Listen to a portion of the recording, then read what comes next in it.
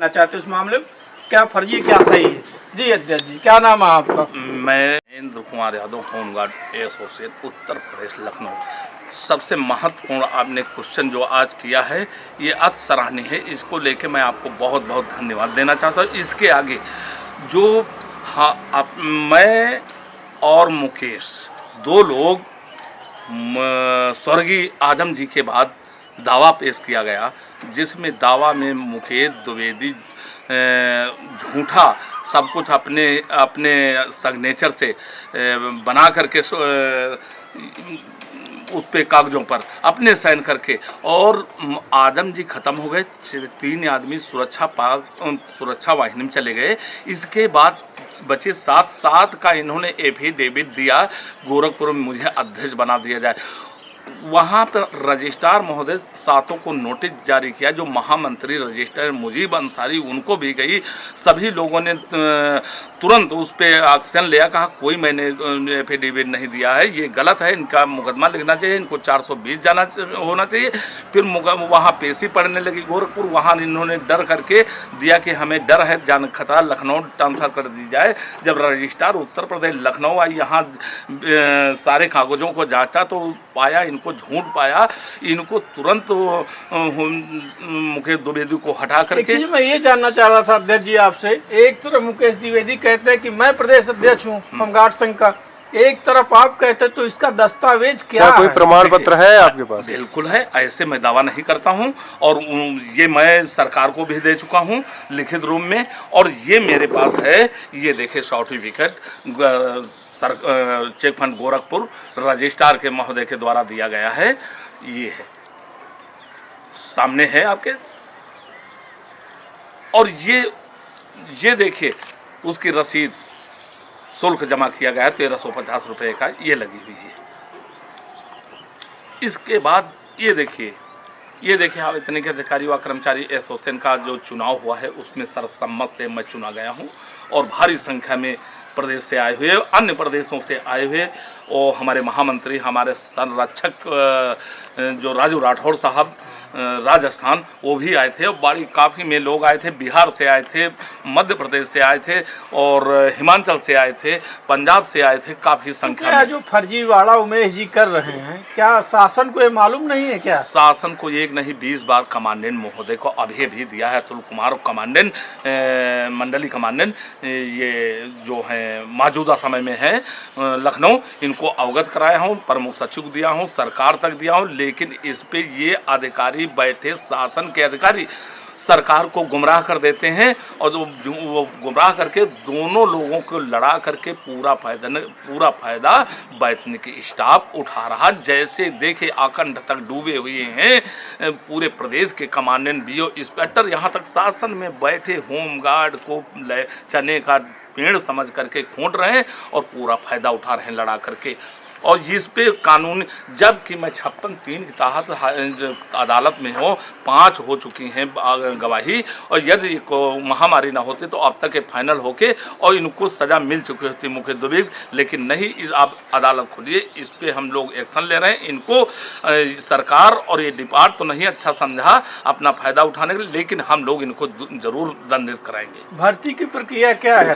भर्ती की प्रक्रिया ये बिल्कुल पुलिस तरीके से है। बोर्ड बैठता है, उसमें मजिस्ट्रेट होते हैं, उसमें डीएम साहब होते हैं ज़िले के, उसमें मजिस्ट्रेट और पैनल पूरा होता है। वो पूरा बैठ करके सामने भर्ती होती है, जो मार्कशीट उसकी जांच होती है, और डॉक्यूमेंट्स है जिनकी जांच पूरी तरीके से होती है, और करने के बाद फिर नाप तौल होती है, भाग दौड़ पुलिस तरीके से होती है। फिर जो फिर लंबाई कितना लिया जाता है? लंबाई 167 ली जाती है, और 68 तक होती है। हाँ, इससे रिटायरमेंट का क्या प्रोसीजर है? रिटायरमेंट का प्रोसीजर ये है कि पूरे डॉक्यूमेंट्स देके और फिर मुझे ट्रेनिंग भेज दिया जाता है। ट्रेनिंग आने के बाद मुझे थानों या सुरक्षा व्यवस्था सरकार के लिए भेज दिया जाता है। वो 60 साल पूरे करने के बाद ये प्रक्रिया है कि 2 महीने पहले जवान को, रिटायर होने वाले जवान को नोटिस दी जाती है कि आपका फला डेट में, फला दिन, फला सन में आपकी रिटायरमेंट है।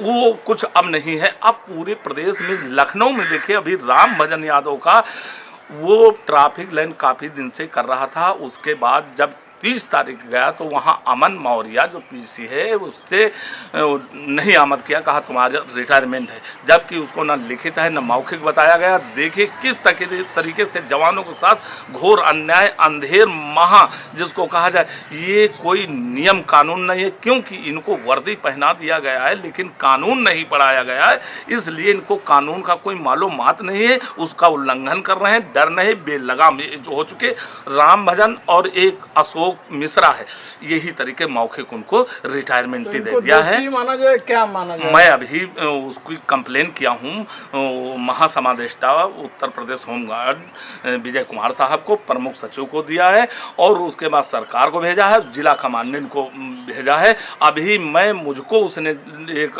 कॉपी अवगत कराया है, दिया है, मैं उस पर जन सूचना के तहत जब मेरा रिकॉर्ड वहाँ है तो फिर मेरी ये वो रिकॉर्ड कहाँ गया, बार बार जवानों को ये उसमें से रिकॉर्ड फेंक करके ये प्रदेश क्या नाम है जो फेंकता है रिकॉर्ड?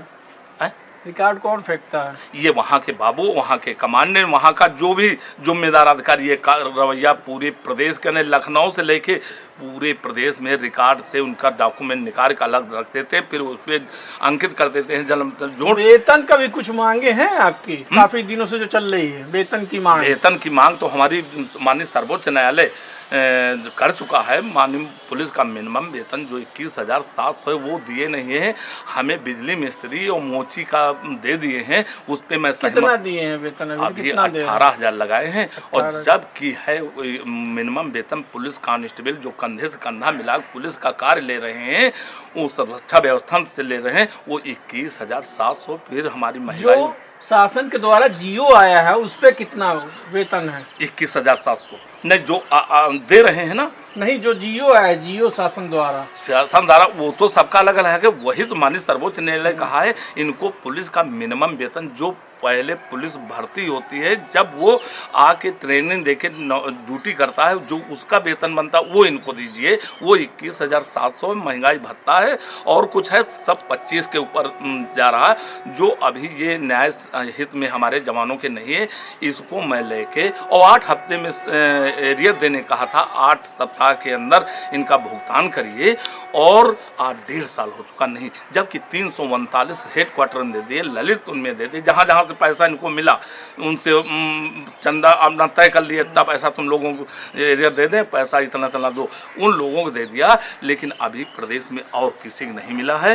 ये बिल्कुल अनुशासनहीनता है और घोर अन्याय है। माननीय उच्च न्यायालय, सर्वोच्च न्यायालय के आदेशों की धज्जियां उड़ाया, मजाक बना के रख दिया, इस पे हम बैठेंगे नहीं। हम हाई कोर्ट जा रहे हैं, दाखिल कर दिया है, वो जो वेतन नहीं मिला और एरियर नहीं, मैं ब्याज सही लूँगा, पुलिस का मिनिमम वेतन से लेंगे, हमारा हक और अधिकार है। ये जो होमगार्ड होते हैं इनकी ड्यूटी क्या कंटिन्यू होती है कि मतलब महीने में 15 दिन 10 दिन कैसे होता है? देखिए ये सब खेल हमारे होमगार्ड कार्यालय का है, कार्यालय से लेके और हेडक्वार्टर जो बड़े अधिकारी शासन, जितनी ड्यूटी कम आएगी उतना इनकम इनकी ज़्यादा है, और जितनी ड्यूटी बढ़ के आएगी वो इनकम इनकी कम होगी, क्योंकि उस पर फिर मारी मारा होता है कि हमको हम 1,000 देंगे तो ये 2,000 देंगे, 2,000 तो 5,000 देंगे, ये बोली लगती है। ये लोग ठेका इनका दिया जाता है, कमांडेंट जैसे लोगों को हेडक्वार्टर देता है।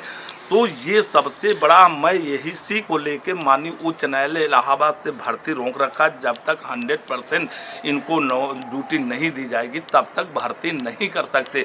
और हमारे इलाहाबाद कमांडेंट साहब, मैं जब ये आदेश लगा माननीय मुख्यमंत्री दिया तो अग्रिम आदेश तक बंद करने का आदेश दे दिया और उसके बाद भर्ती कर लिया, तो उनको मैंने बर्खास्त कराया। इस समय आपके कैबिनेट मंत्री, होमगार्ड मंत्री कौन?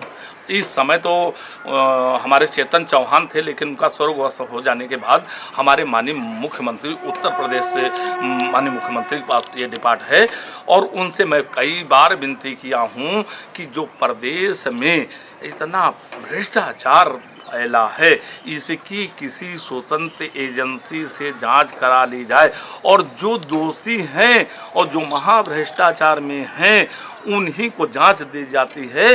जैसे बांसबरेली में प्रीति शर्मा कमांडेंट, अभी देखिए उन्होंने पूरा हमारा जो एरियर का था डॉक्यूमेंट्स थे उनको जांच के लिए भेजे थे, एएलआई और पुलिस किया, वो जिम्मेदारी अवैतनिक प्लाटून कमांडर दे दिया सोची समझी रणनीति तहत। उसमें जब जांच आई तो उसमें बहुत बड़ा भ्रष्टाचार निकला तो उसको गायब करा दिए गए। और जो अधिकारी होता है उसको सब कुछ माना, अच्छा एक छाया पत्र अपने फाइल में अपने कार्यालय में रखी जाती, वो भी गायब कर दिया, कहा ये भी नहीं रखे।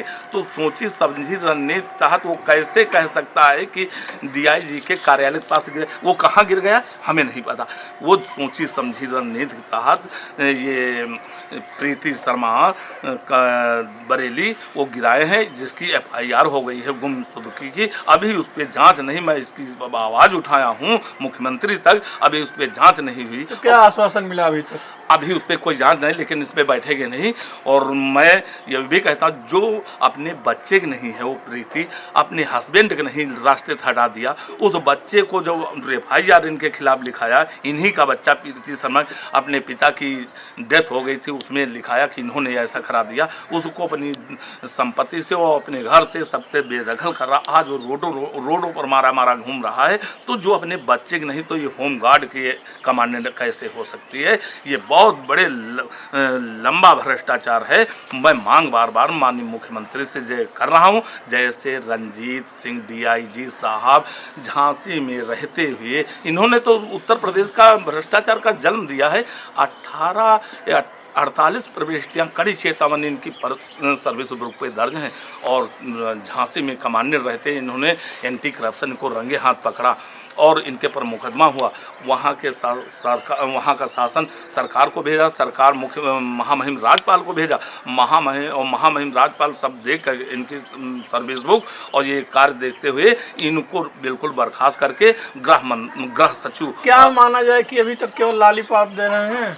इसमें इसमें बिल्कुल लॉलीपॉप है।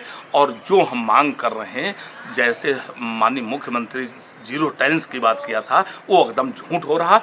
कर गलत ये सब रहे, आज इनके हाथ में है ये विभाग और सारे अधिकारी बेलगाम होके होमगार्डों से वसूली पर वसूली, अन्याय पर अन्याय हो रहा। और मैं जांच मांग रहा हूँ। फिर मैं कहता हूँ बार बार मुझे बुलाने में बुलंदशहर कमांडेंट का हर्ष हुआ, लखनऊ के कमांडेंट का हर्ष हुआ, वही हर्ष होगा मुझसे टकराने का मतलब सफाया कर दूंगा नौकरी से। ये वो धमकी देते हैं, मुझे भी धमकी दे रहे हैं। अभी कब का मामला है ये? अभी जल्द है कि ये 2004 का है झांसी का, और उनकी फाइल दबी पड़ी थी और उनकी हम निकला के लाए हैं पूरा रिकॉर्ड। मुझे इन्होंने कमांडेंट लखनऊ रहते बहाल किया जिन शर्तों पर, और वही डीआईजी की कुर्सी पर आकर के इन्होंने उनको उल्लंघन करते मुझे भी टर्मिनेट करने का आदेश दिया कमांडेंट कृपाशंकर। और उसने लिखा फिर मुकेश द्विवेदी दोषी है, उसके पर मुकदमा है और सब कुछ, उसको भी नहीं टर्मिनेट किया। रामेंद्र के पास यदि वो हाई कोर्ट चला गया तो जवाब कोई नहीं दे पाएगा जिन शर्तों पर आपने किया। तो अब इनके पर बड़ा अपराध बन रहा, तो फिर डीआईजी को तुरंत तत्काल इनको बर्खास्त करते हुए इनको जेल की सलाखों को पैसे के बल पर ये लोग कर ले। वही रंजीत सिंह अपने बल पे, अपनी पहुंच के बल पे अपने कागजात तक दबाए थे, लेकिन हम लोगों ने कोशिश करके उनको जिन तहों पे था, जिस जहां पर था, उन जड़ों में घुस के हम वो रिकॉर्ड निकाल रहे हैं। और मैं इनको लगा रहूँगा, और नहीं तो मैं कोर्ट जाऊँगा, सरकार अदालत की शरण लूँगा, कानून का सहारा लूँगा। इनको जरूर दंडित कराएंगे और अपने जवानों को न्याय हित में उनका हक दिलाएंगे। जैसे रिटायर किया जा रहा, ये बहुत अनुचित है। जितनी निंदा की जाए इस डिपार्ट की और डिपार्ट होमगार्ड अधिकारियों को, शासन प्रशासन और इस सरकार की उतनी कम है, क्योंकि घोर अन्याय हो रहा और सरकार जाग नहीं रही। ऐसा तो मैंने किसी सरकार में नहीं देखा। बहुत निंदनीय। जय हिंद, जय भारत।